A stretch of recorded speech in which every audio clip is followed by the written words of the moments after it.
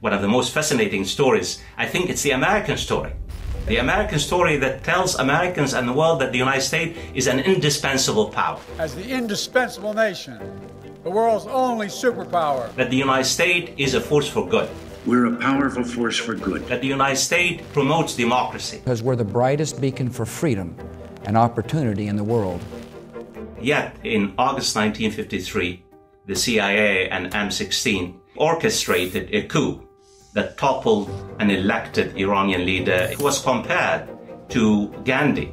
He was a liberal Democrat, believed in the rule of law, human rights, checks and balances. Why?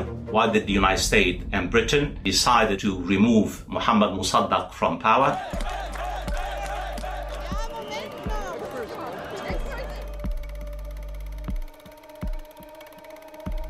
President Truman declares political war on Soviet Russia. From the beginning of the Cold War, American policymakers view the Middle East in binary terms.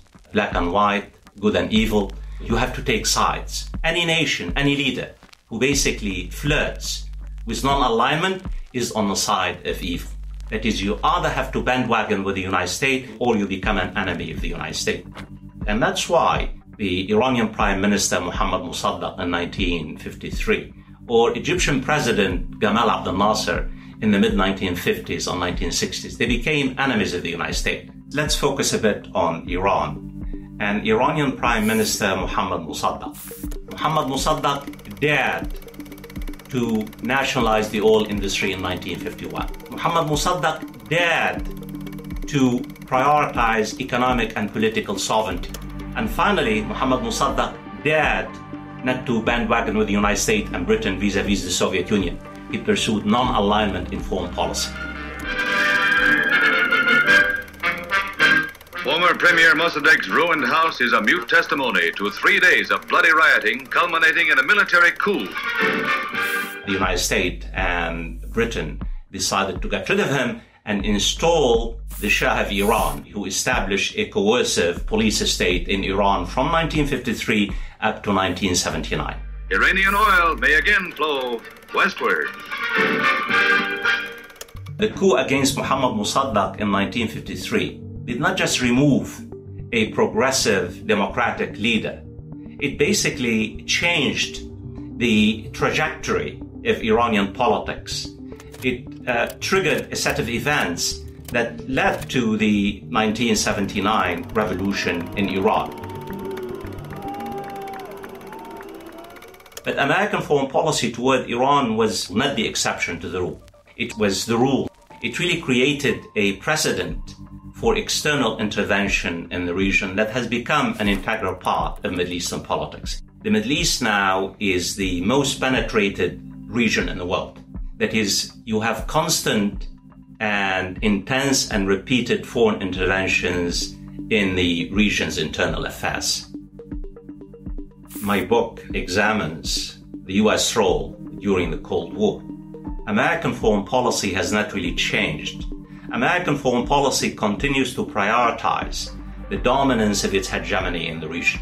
And at the heart of this hegemony is the free flow of oil and gas from the region to the world economy. Also, the United States aims to maintain Israel's military superiority over all its neighbors. And also, the United States continues to protect its autocrat, its partners who do America's bidding in the region. You cannot understand the crushing of agency, of local agency, of the people agency without understanding this kind of unholy alliance between local autocrats on the one hand and American foreign policy. And I think this really lies at the very heart of why the Middle East is what it is today. What I really would like to see is the agency of the people, self-determination.